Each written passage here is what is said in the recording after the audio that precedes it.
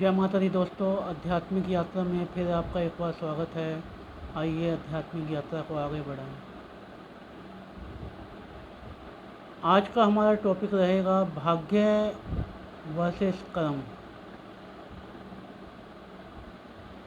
या भाग्य और कर्म, डेस्टिनी और कर्मास।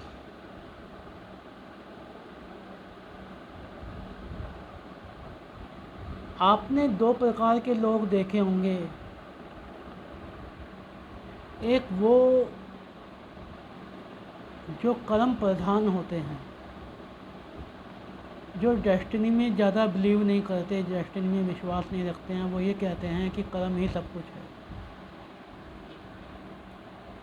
हम जितने ज़्यादा कर्म करेंगे उतना फल हमको मिलेगा। और जीवन भर वो कर्मठ रहते हैं, एक के बाद दूसरा कर्म, दूसरे के बाद तीसरा कर्म करते रहते हैं।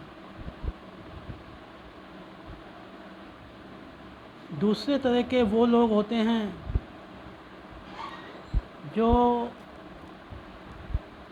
भाग्यवादी होते हैं, जो भाग्य पे डिपेंड करते हैं कि भाग्य कैसा होगा। उनको आपने कहते हुए सुना होगा कि यार हमारा तो भाग्य ही ख़राब है, हमारा तो लक हमारा साथ नहीं देता है, हम क्या करें। इन दोनों में से कौन सही है और कौन गलत है, ये अलग अलग विचारकों ने अपने अलग अलग विचार दिए। पर्टिकुलर मैं अपना व्यू प्रस्तुत कर रहा हूँ। हो सकता है कि आप मेरे व्यू से सहमत नहीं हों। तो मेरा व्यू है ये, मैं ये मानता हूँ कि जीवन में कर्म और भाग्य दोनों का 50-50% योगदान होता है, 50-50% योगदान होता है।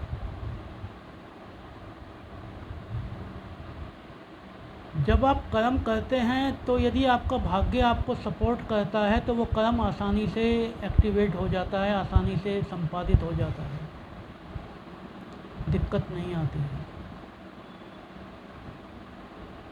लेकिन जब आपका भाग्य साथ नहीं दे रहा होता तो आप कर्म करें तो आपको कठिनाई का अनुभव होता है, संघर्ष का अनुभव होता है, बहुत ज़्यादा स्ट्रगल करना पड़ता है, क्योंकि किस्मत आपका साथ नहीं दे रही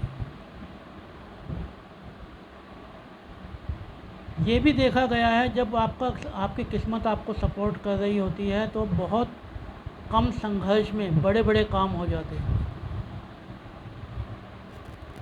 और जब किस्मत आपको सपोर्ट नहीं कर रही होती तो छोटा सा काम भी बड़ा संघर्ष करवा देता है।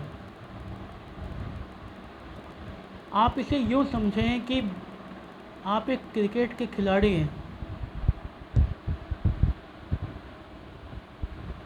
और वर्ल्ड कप खेलने जा रहे हैं।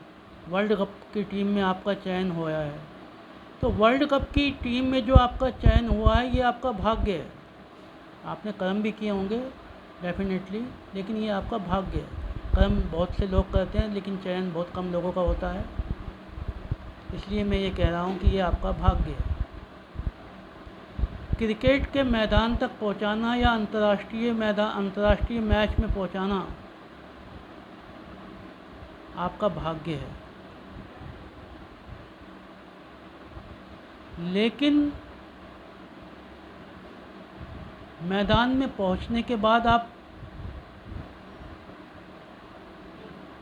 कैसा खेलेंगे, कैसा अपना परफॉर्मेंस देंगे, योगदान देंगे, यह आपके कर्मों पर निर्भर करेगा। आप अगला मैच खेल पाएंगे या नहीं खेल पाएंगे ये आपके कर्मों पर डिपेंड करेगा। आप कितने सफल होकर लौटेंगे और कितने असफल होकर लौटेंगे ये आपके कर्मों पर डिपेंड करेगा। तो परिस्थितियां पैदा करना आपका भाग्य है, लेकिन उस परिस्थितियों के प्रति आप रेस्पॉन्स कैसा करते हैं ये आपके कर्म है। तो भाग्य और कर्म दोनों मिलके रिजल्ट या परिणाम लाते हैं किसी भी घटना के प्रति। मुझे एक कहानी याद आ रही है। एक व्यक्ति को विश्वास होता है कि भगवान मेरी मदद करेगा, पूर्ण विश्वास होता है, पूरा विश्वास, पक्का विश्वास होता है कि मैं जब भी विपरीत परिस्थितियों में फंसूंगा तो भगवान मेरी मदद करेगा।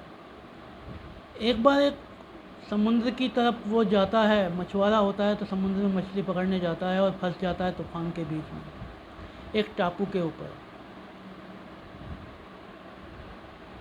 और उसके दोस्त बाकी लोग कहते हैं चल भाई चल, नाव एक ही है, वापस चलना है नहीं तो अपन यहीं रह जाएंगे। वो कहता है कोई बात नहीं, भगवान मेरी मदद करने आएगा। फिर रेस्क्यू ऑपरेशन वाले आते हैं, बचाने वाले आते हैं, वो कहेगा भगवान ही आएगा मेरी मदद करने।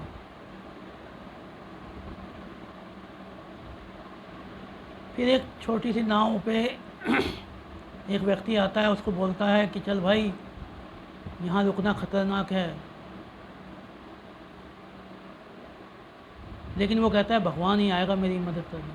और अंत में वो डूब जाता है, पानी टापू को घेर लेता है और वो पानी से भरे, पानी से दब के मर जाता है, यानी जल में विलीन हो जाता है। अब क्या कारण रहा उसके डूबने का? जब वो भगवान के पास जाता है और भगवान से कहता है कि मुझे पूर्ण विश्वास था कि आप आओगे, लेकिन आप मुझे बचाने नहीं आए, आपने सही नहीं किया, आपने धोखा दे दिया। वो कहता है कि वो जो नाव में आया था वो कौन था? वो मैं ही था। वो जो जहाज़ आपको बचाने आया था वो कौन था? वो मैं ही था, मैंने ही भेजा था, लेकिन आप मेरे इशारों को समझ ही नहीं पाए। तो कहने का ये मतलब है भगवान परिस्थितियाँ उत्पन्न कर सकता है, कर्म तो आपको ही करने पड़ेंगे। 50% योगदान भाग्य का होता है, 50% कर्म आपको ही करने पड़ते हैं। तो किसी भी घटना के एक्टिवेट होने में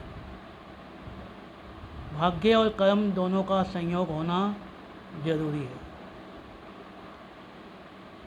तो आपका यदि भाग्य होगा तो आपको परिस्थितियां ऐसी मिलेंगी, आप उसके अनुरूप कर्म करके अपनी आत्मा को बलवान कर सकते हैं, अपनी आत्मा को परमात्मा से मिला सकते हैं।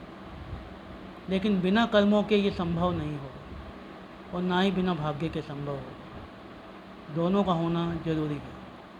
तो मैंने आज आपको ये समझाया कि भाग्य और कर्म दोनों का संयोग होना ज़रूरी है, तभी अध्यात्म विकसित होगा। जय माता दी।